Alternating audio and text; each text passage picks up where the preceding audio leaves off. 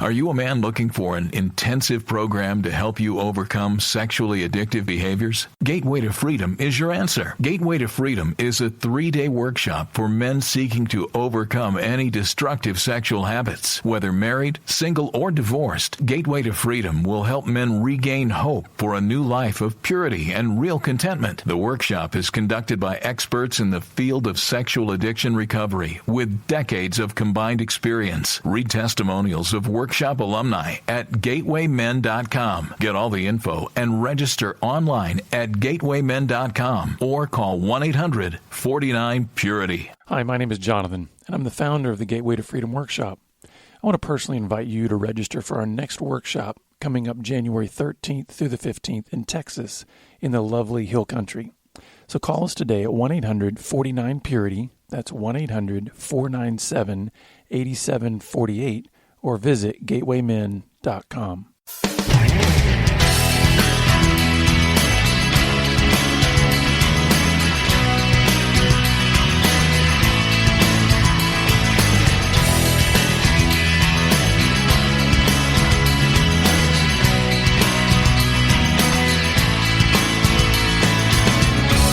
Welcome to Pure Sex Radio, training men, educating women.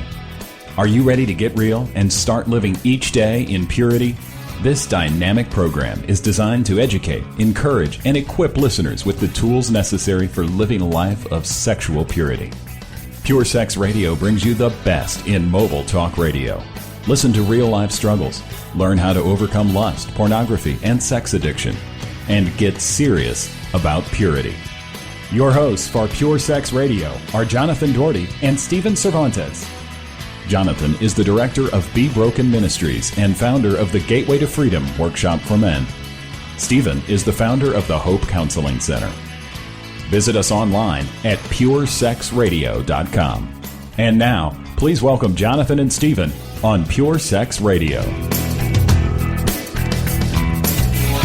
Good day, radio listeners. Welcome to this week's edition of the Pure Sex Radio broadcast. We're so glad you've decided to join us. My name is Jonathan. I'm here with Stephen Cervantes. How are you doing? Well, thank you. Well, good. Well, this broadcast is coming to you in the last week of 2016, and we just want to remind you that we're a listener-supported broadcast, and this is the end of the year, and it's a time where we really rely heavily on folks who decide to plan their year-end giving. And if you would like to come alongside and partner with us and support us through a generous year-end gift, we'd be grateful for that. All you need to do is go to puresexradio.com and click on the donate link, and you can find out about the ways that you can partner with us financially and in other ways as well.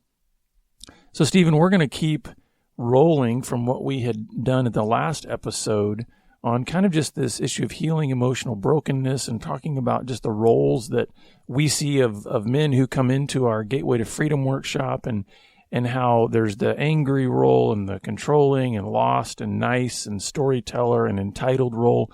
And last time we kind of talked about what each of those roles signify, and then also what this means about a person if they're kind of stuck in one of these roles, and how that really creates kind of this emotional imbalance. And so this time around, I think we're going to be diving into, okay, why does someone kind of get fixed into playing one role over their lifetime? And then how do we, what are the feelings that are going on in that person? What drives that system? And then ultimately how we can begin to shift that emotional system. So good. Thank you for that introduction. We have been talking about at Gateway, when men show up, they have a presentation. And we make this assumption, your emotional system is underdeveloped. And then we look at your presentation or the role that you play. And we assume there's emotional work that needs to be done in each of these men. We don't blame people. We don't shame them. We don't belittle them. We're here to be a safe place. Mm-hmm. And so we challenge these guys. And what happens is the men teach us. And then we ask these men for permission. Can we share this on a podcast? So do you understand? You're invited into our little group. That's what's happening right now. You're sitting in one of our group sessions. It's not the same, but the material is the same, and we hope the blessing is the same, and the spirit is the same. And Jonathan is at a weekend. I'm at the weekend, and we're doing our work there, and we're doing our work here with you right now. Mm-hmm. So sit up straight, get your pen and paper out. And I'd also like to say, just kind of emphasize, or piggybacking on what you're saying about just the no shame and that kind of thing, because really all of us who are there, whether we're in kind of a leader and facilitator role or men who are coming to participate in the workshop, we are all acknowledging, listen, we all have need of growth in our emotional health. And so it's like Stephen and I, one of the things that we love about doing these workshops is it sharpens us. It continues to grow us personally as well too. So we don't want it to seem like a top down kind of a thing. It's like we're all on the same playing field here. That's right. And Jonathan's talking, I'm making some notes. Oh, I'm going to add that. That's good. I'm going to add that. And I hope when I'm talking, he's thinking, okay, This is the right way to approach a situation. So why does someone get fixed playing one role for a lifetime? What happens to these kids, these boys that grow up, and they're playing the same role they played when they were 10?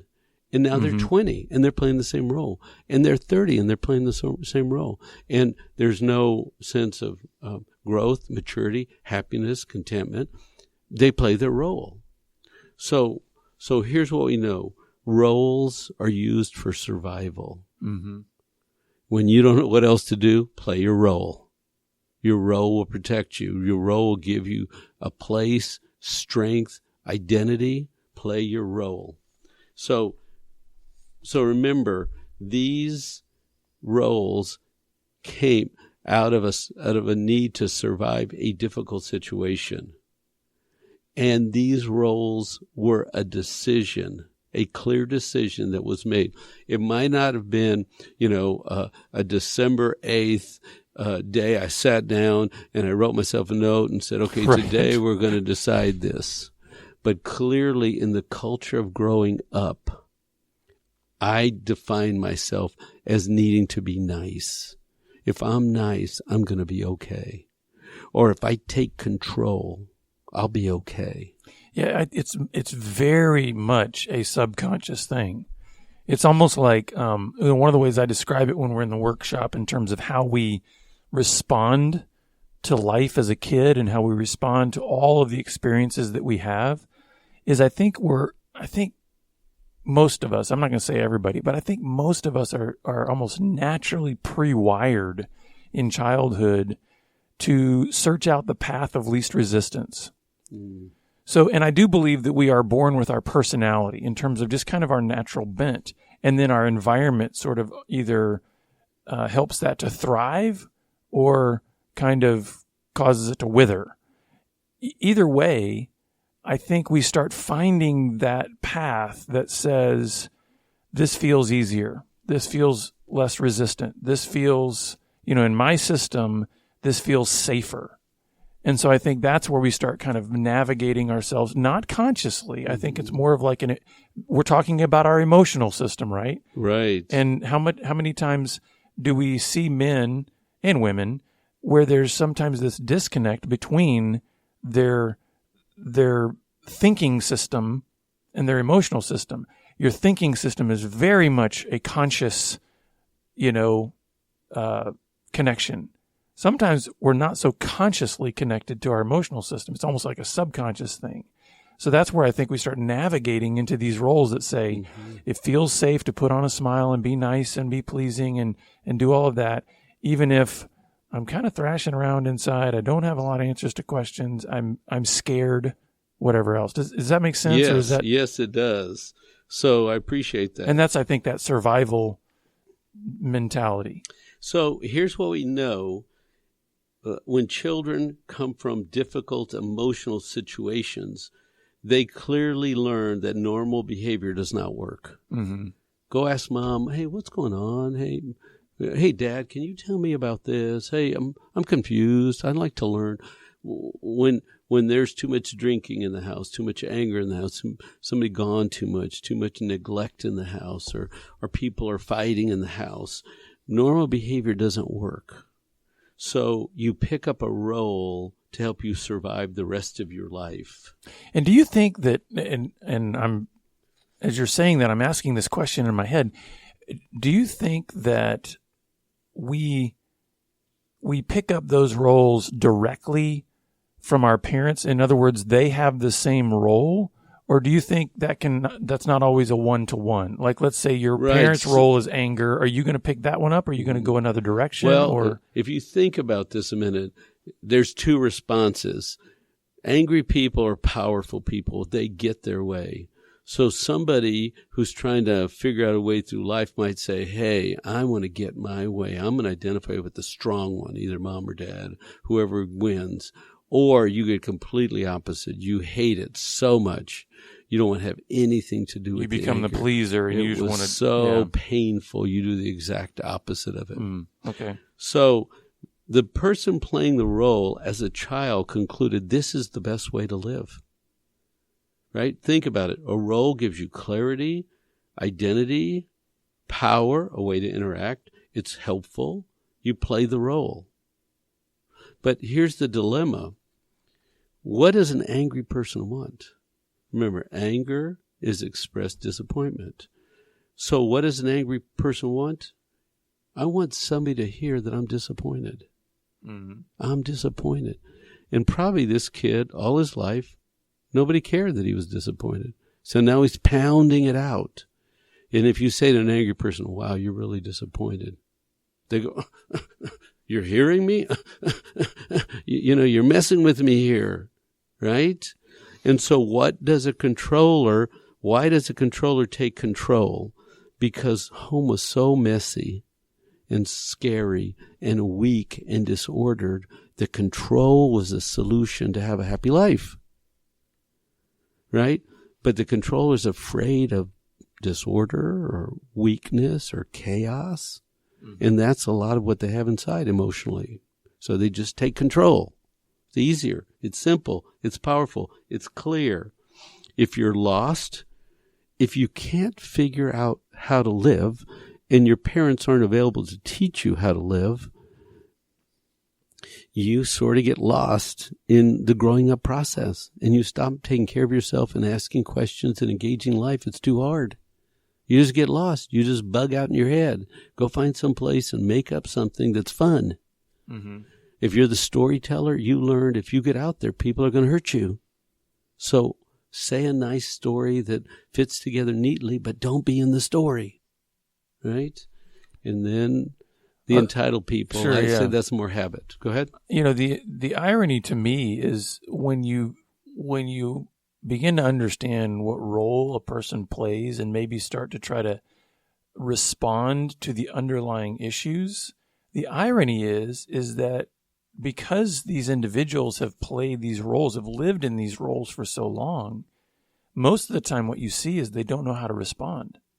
Well, no, wait a minute. They have one response. No, but that's what I'm saying is they don't know how to receive that. So, for instance, you've got the angry person and you say, wow, you sound really disappointed. That must be hard to feel that disappointment.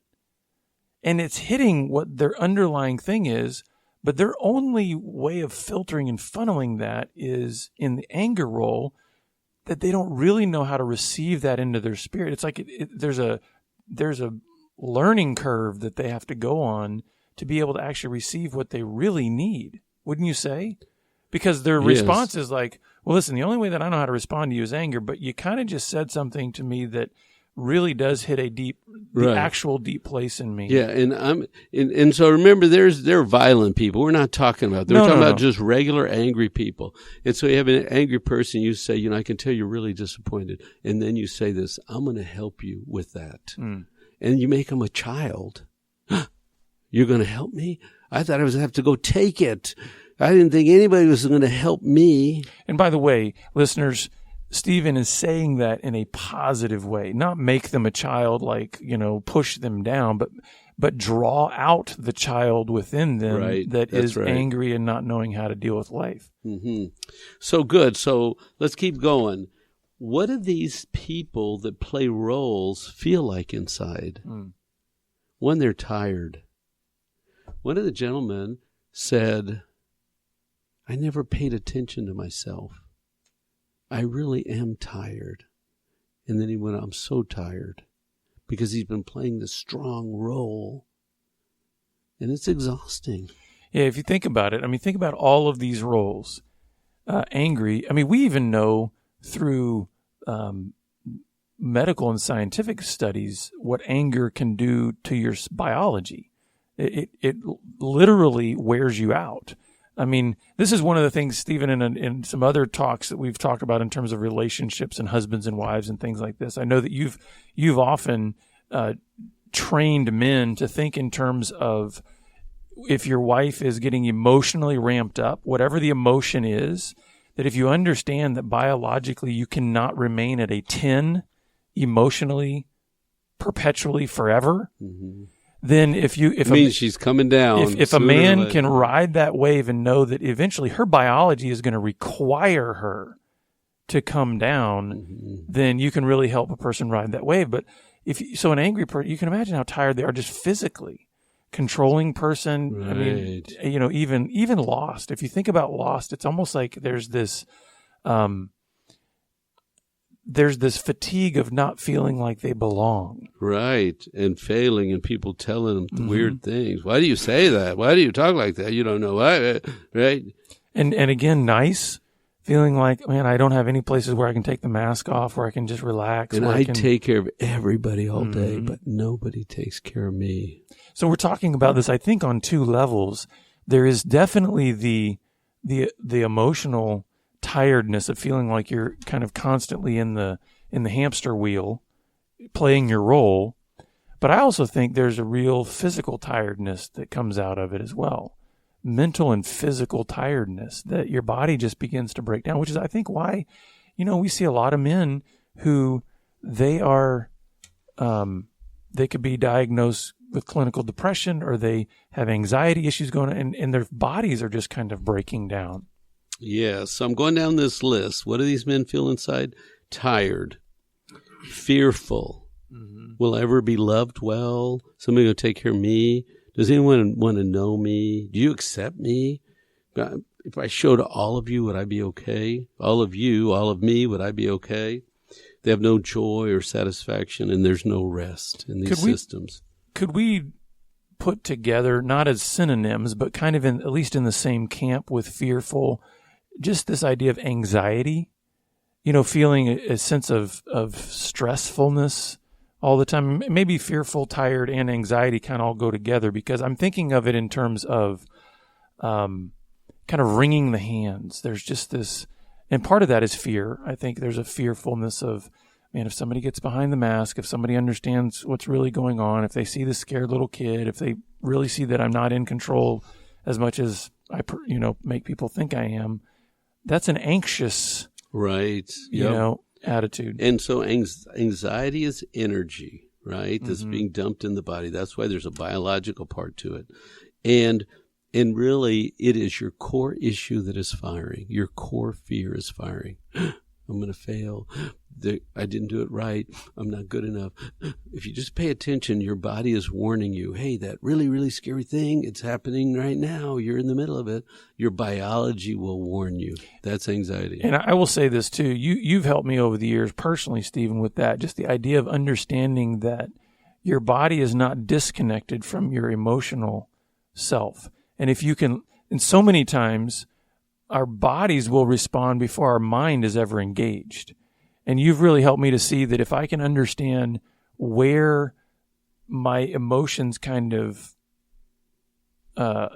attack my system, my body, I realize that my stress comes out of my shoulders. So, man, if I start feeling tightness in my shoulders, I'm going, oh, wait, now I can kick my head into gear and realize, okay, I know what's going on now. Yeah, my core fear is firing, right? This is scary. And right, then you can pay attention. You can use your logic to help your body get back, and your spirit, really, right? So that's just a helpful tool for being able to get to know your body in the connection to your emotions as well.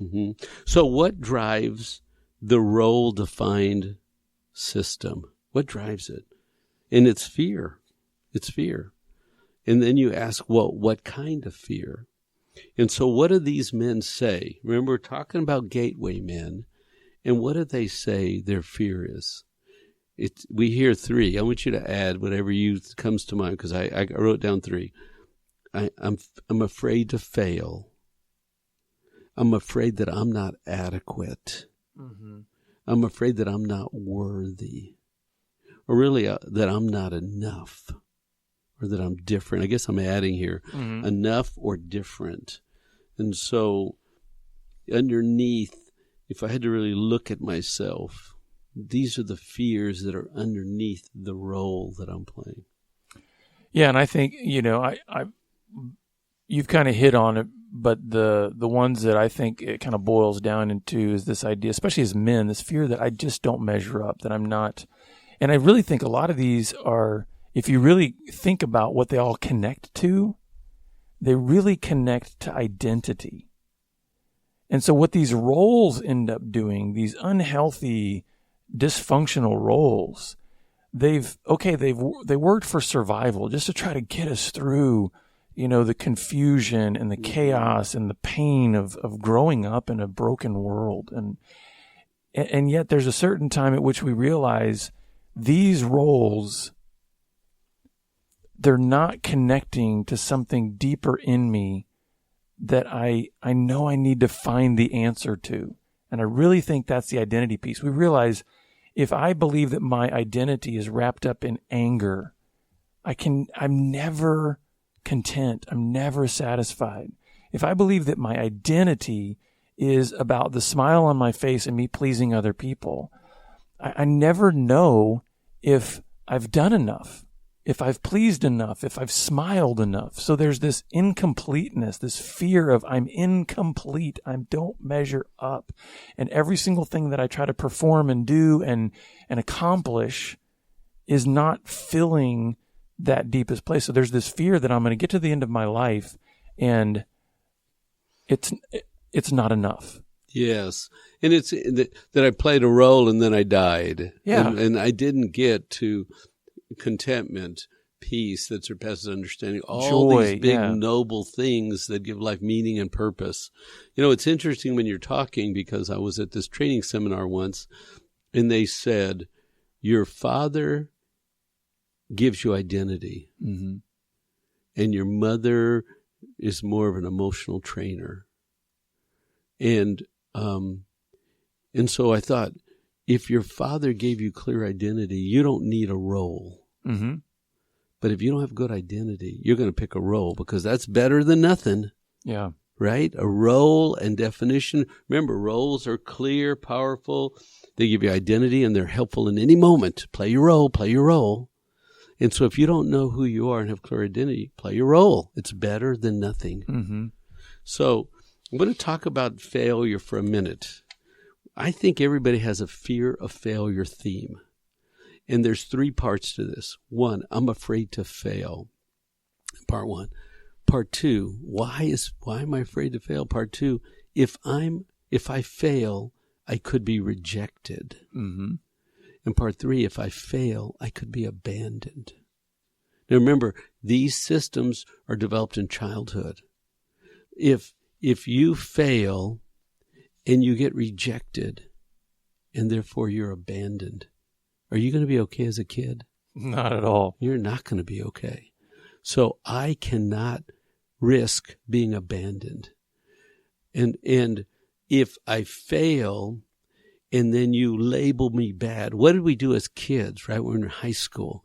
What did we do? We found the weak kid, right? And we picked on, sorry, but if you were picked on, but this is what happens with boys, right? We want to be okay. So we find the one weak kid. We all reject him and make him the target, and we push him out of the group and we abandon him. Yeah. And then we're okay. We're all in the group because we didn't get rejected or abandoned. Sort of a weird, warped thing. But this is why that fear is so powerful, because at our core, we talk in the workshop about our core need being known and loved. And if you think about there's one word that I think encompasses what that means. It means to belong. Yes. Yes. And every human being has a desire in the core of themselves to belong. And not just to belong in the sense of, I'm part of this club, or this is my last name, or those are fine. But I think in the terms of how we are made in the image of God, we are meant to belong to Him and to belong to one another in His family in a way that transcends and is deeper than all of these roles that we could play. So in other words, I think when we have that sense of belonging, when our emotions are tied into that sense of deep belonging, Yes. all of these things that we're talking about here, we can express anger in a healthy way. We can lead and we can let others lead. We can show kindness without it being something that is our only, Yes. role. Yep. We can even have times where we admit I'm lost. I have some confusion. I don't know, but I'm not going to let that stop me from learning. We can tell a story and be truly connected to it. We can understand our rights as sons and daughters of God. Yes. And so all of those roles, there are aspects of them that are not wrong, but we've taken them into our emotional system and says, this is apparently the only place I can belong. And then we find that we don't really have belonging going into each of those roles as our identity. Right. And as you're talking, what's occurring to me is this whole idea of this is the emotional program from our childhood. Yeah. But when you think as an adult, grown-up man that can recognize I have spiritual resources and I have spiritual identity. As a boy, I was looking for my place to belong. Yeah. Right? And I was scared. And I wasn't going to be okay as a boy if I was abandoned. But that fear still feels the same inside us. And I don't think it's something that, let's just be honest, I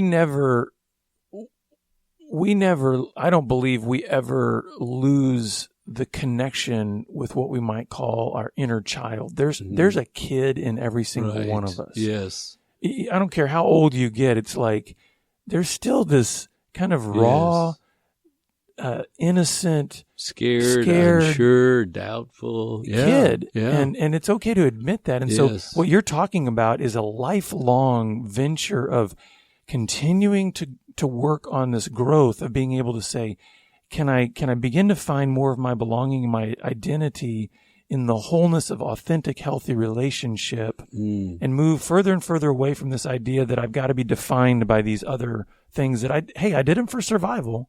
I had to be angry to survive as a kid, Okay, but here's where I was going. We're kids and we're scared. And what you said is spot on. Relationships help address this. But really, as a grown man that is spiritually aware and has been working on his spiritual growth and spiritual insight and who his identity is based on his Heavenly Father and forgiveness, right? And the place we're all headed. When the scared boy says, I'm not going to be okay alone, then the Spirit whispers, hey, we're not alone. Let's go talk to the Father. Yeah. Let's get our identity straight. Alone is a great place to be when you let your spiritual presence, your spirit do what it does. Go find the Father. Talk to the Father. So do you understand, if we stay in the emotional and we don't add this piece, you're a spiritual being. You grew up. Use your spiritual resources, right? Do that work. Then what you said, do your relationship resources. Go find a friend. That friend doesn't like you. Find another friend. You're an adult. You have car keys, permission. You can do many things, right, to take care of yourself. So work on relationship and then use the emotional tools that are the better tools. Peace, rest, grief, release, grow. Use those tools when your fear comes up and says, you won't be okay, it's not going to be okay. You're scared inside part. What do you think? I think it's excellent. And I think that's one of the things that pops into my head as you were saying that is that's why I think it's great to immerse yourself in the Psalms. There's such emotional expression in there, and it might train you. How do you go to the Father when you're feeling that way? How do you begin to invite Him in and wrestle with these things in His presence and recognize that He's not going to abandon you. He's not going to reject you. He's not going to push you away when you're having these emotions. So that's where we're going to have to land this time around. Listeners, we're grateful that you've been with us, and hopefully this has been helpful to you. If you'd like more help along the way, please contact us, and we'll see you back here again next time on the Pure Sex Radio broadcast. Pure Sex Radio is paid for by Be Broken Ministries. Visit us online at puresexradio.com.